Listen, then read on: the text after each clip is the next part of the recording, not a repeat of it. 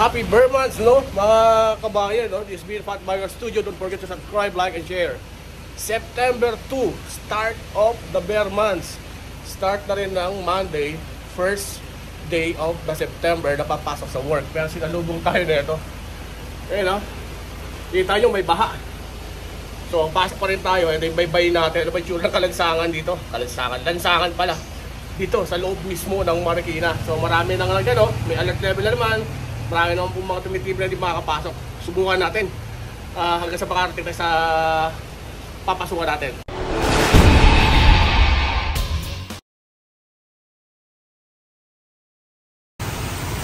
So, ayan po, nakita nyo, no? Sa labas ng bahay namin, baha na. Ayun. Baha na siya. Kita nyo? Ayun, no? Baha na.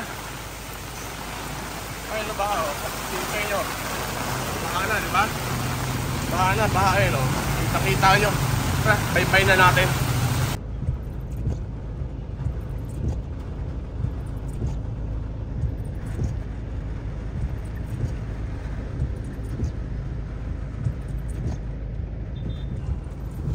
Hill Fernando papuntang Comedor Miguel and Maria, not possible for small car.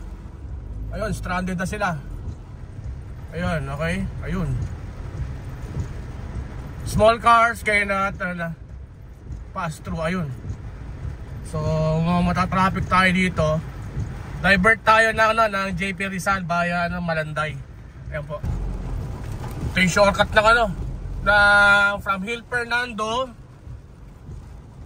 iikot ng doon sa connecting ng JP Rizal. So baha yung connecting. Small car passable naman pero half of the wheel. So drive at your own rules na lang po.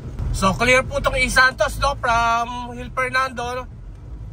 Dumanta sa connecting ng street papuntang Santos. Clear, pwede makadaan. Huwag kayo dadaan ng JP Rizal. Lubog ang JP Rizal. Clear ang Santos. Clear ang Santos. Dumaan. And then, yun, sa bayan-bayan na ang tagos ninyo. Ayun, so dumanta na yung Idi Guzman yata to. Then, bayan-bayan na. Clear na, clear. Corner, General Ordonez and bayan-bayanan going to Arms Corps. Clear. Passable.